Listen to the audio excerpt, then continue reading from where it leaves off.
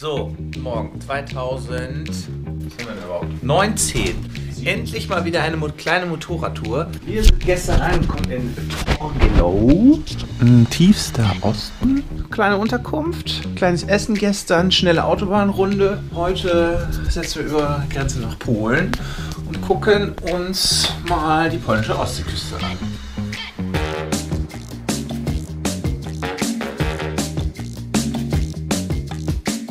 Dieses Mal sind wir nur zu dritt. Auf dieser kleinen Tour werden wir Fragen beantworten, die keiner gestellt hat.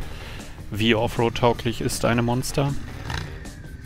Wird Joe jemals aufhören zu telefonieren? Und wird es Timo aus dem Nichtschwimmerbereich schaffen?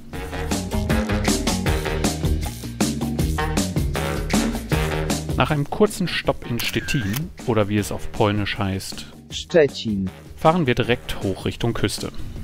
Da ich es gar nicht versuchen werde, die polnischen Ortsnamen richtig auszusprechen, wird mir der Google Translator Abhilfe leisten. Da dieser Abschnitt fahr- und streckentechnisch höchst unspannend ist, schauen wir uns stattdessen nochmal die 7 Tore gegen Brasilien im WM-Halbfinale 2014 an.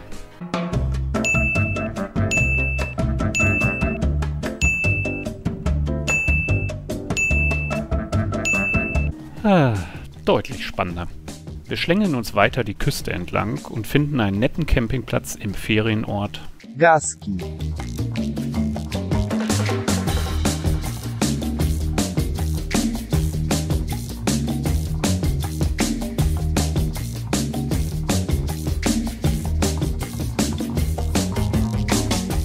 Zelt aufbauen, Grill anschmeißen und für Nachtisch ist auch gesorgt.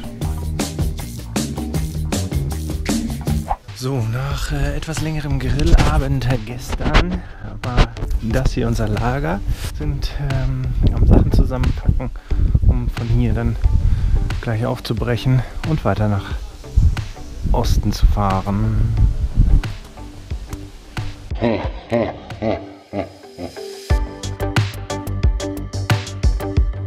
Als langjähriger Steel Buddies-Fan müssen wir einfach einen kurzen Stopp bei Fort Marian einlegen. Leider ist die Bude heute geschlossen. Katastrophe, ey. Und es bleibt bei einem kleinen Erinnerungsfoto. Auch heute sind die gefahrenen Strecken eher unterdurchschnittlich. Also machen wir direkt einen Sprung zu unserem Tagesziel, dem Urlaubs-Hotspot Łeba,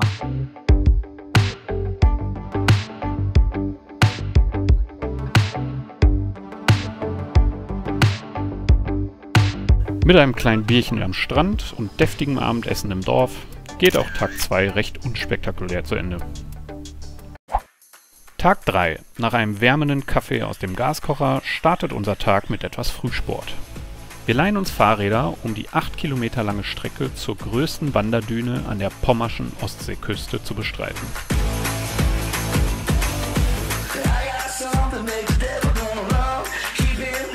Die etwa 1,3 Kilometer lange Wydmałącka, wie? Wydmałącka, Ah ja. Bewegt sich 12 Meter im Jahr Richtung Osten.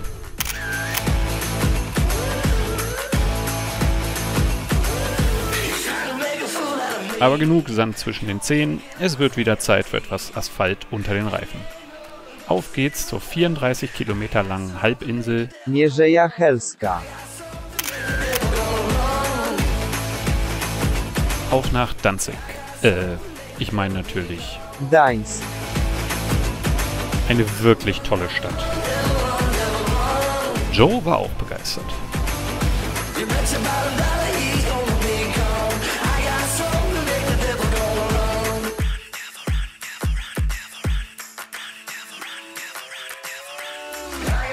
Im malerischen Stadtkern suchen wir uns ein nettes Gasthaus und beenden den Tag erneut bei gutem Essen und leckerem Bier.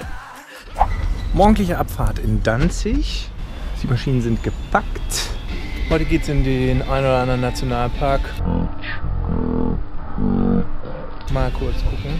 Was lachst du, Joe? Halbzeit. Entgegen aller Befürchtungen sind am nächsten Morgen unsere Motorräder noch da. und wir fahren durchs Inland Richtung Westen. Wir beschließen, uns an den diversen National- und Naturparks entlang zu hangeln. Und die Entscheidung war richtig. Nicht nur, dass das Wetter deutlich besser wurde, auch die Landschaft grüner und idyllischer.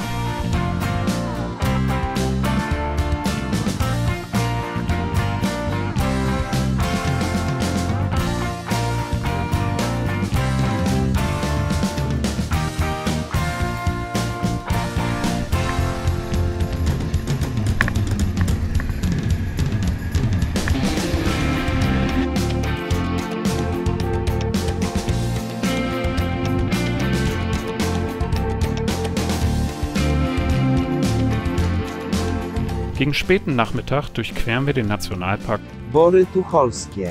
auf der Suche nach einem Campingplatz.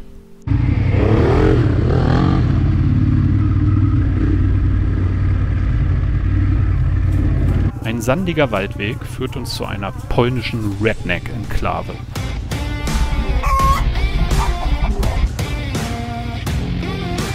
Vielleicht doch ein Hauch zu abenteuerlich für uns. Ah ja.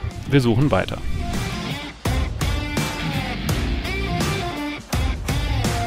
Auf dem Weg zum zweiten Platz müssen dann Ducati und Harley endgültig zeigen, welche Offroad-Fähigkeiten in ihnen stecken.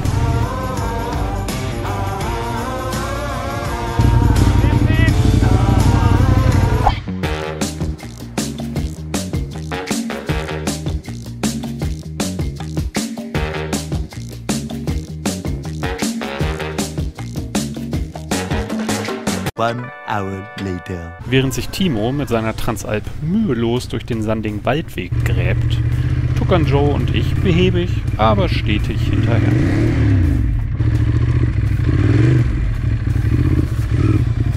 Hier war noch nie ein Motorrad. Hier war noch nie.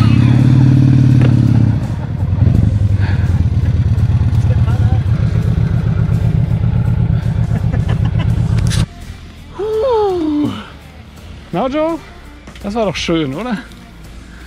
Auch wenn wir noch Wochen später den Sand aus allen Motorritzen poolen werden, hat das auch irgendwie Bock gebracht. Und der Platz in der ersten Reihe am See war es allemal wert. Ein polnischer Langzeitcamper freut sich sichtlich über die neuen Gesichter. Kein Wunder nach 6 Wochen mit Frau und Kind auf engstem Raum. Und versorgt uns großzügig mit Feuerholz, selbstgebranntem und seiner Anwesenheit. Ja.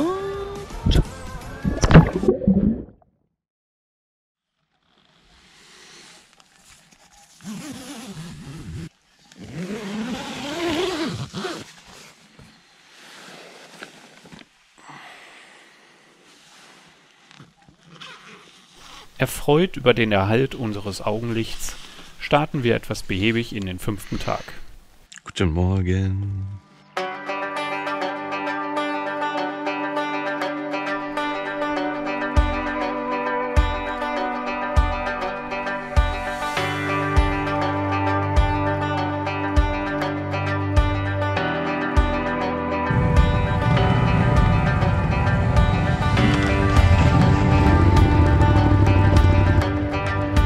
Auf geht's zurück durchs Unterholz.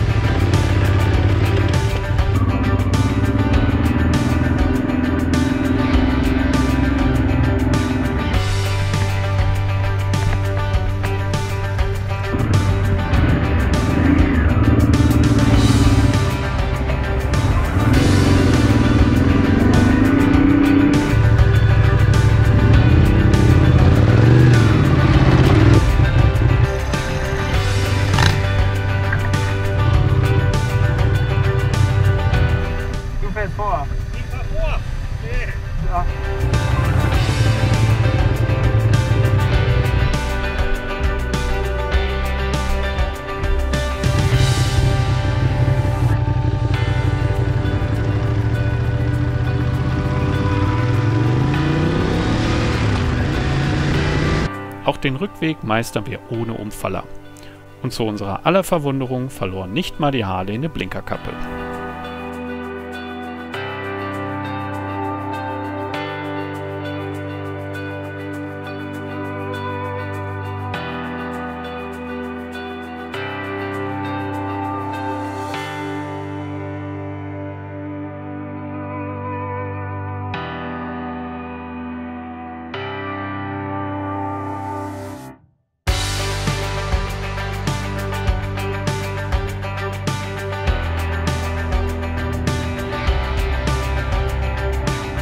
Im Naturpark Pommersche Schweiz oder politisch korrekt Drawski Park Krajobrazowy. angekommen, schickt uns das Navi schon wieder über die kleinsten und unbefestigten Nebenstraßen, um einen Campingplatz zu erreichen.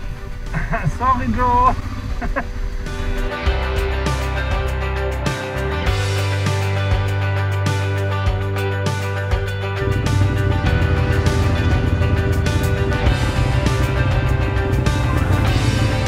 Nachdem wir das Navi ignoriert und uns durchgefragt haben, fanden wir auch endlich den Campingplatz Internos auf einer kleinen Insel im See. Jezioro Lubie. Da hätten wir mit dem Motorrad rüber gekonnt.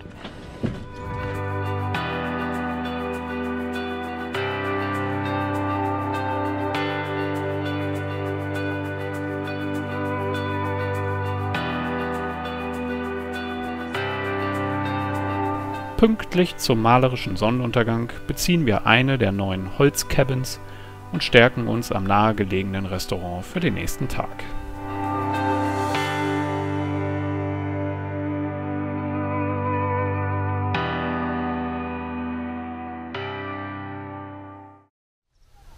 So, guten Morgen. Weil wir keinen Bock hatten, mit einem nassen Zelt durch die Gegend fahren zu müssen, weil das morgens dann nicht trocken ist, haben wir uns so eine kleine Hütte genommen und konnten mal in Ruhe duschen und unsere ganzen Sachen aufladen. Heute Nacht ein bisschen kalt, dafür aber heute Morgen schön sonnig. Wir packen jetzt die Sachen ein, nachdem wir einen Kaffee getrunken haben. Und werden zurück über die deutsche Grenze fahren in die Nord-Uckermark, wo wir schon eine kleine ähnliche Hütte gebucht haben. Da habe ich nichts mehr hinzuzufügen.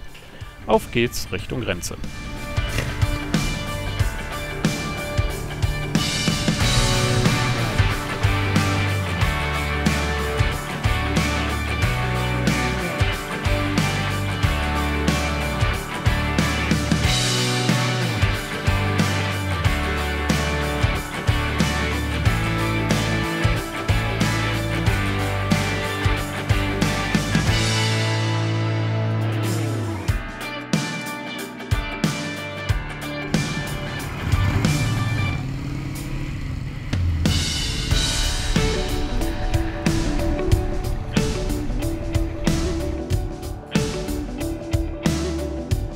Eine Stippvisite auf dem Polenmarkt in Hohenwutzen ist natürlich selbstverständlich.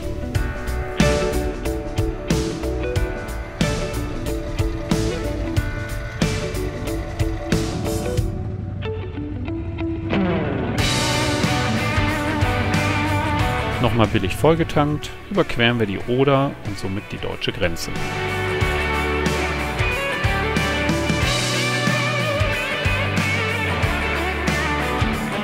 Mal eine gute halbe Stunde querfeldein und wir kommen im Natura Ferienpark am Grimnitzsee an.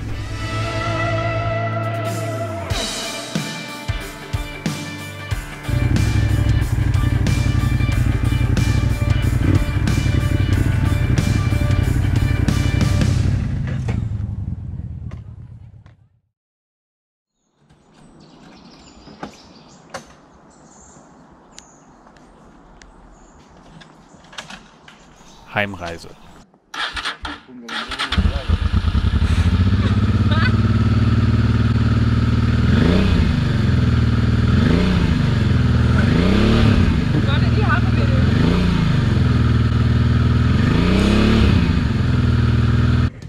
Nachdem Timo seine neue Freundin davon überzeugen konnte, sie nicht mit nach Hannover nehmen zu können, ging es für uns quer durch den Naturpark Uckermärkische Seen. Und rüber ins brandenburgische Elbtal-Aue.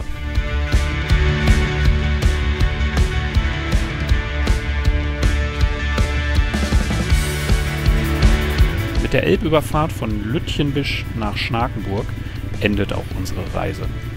Joe fährt zurück nach Cuxhaven, ich nach Hamburg und Timo auf dem direkten Weg zum 24-Stunden-Rollerrennen nach Uelzen. Aber das ist eine andere Geschichte.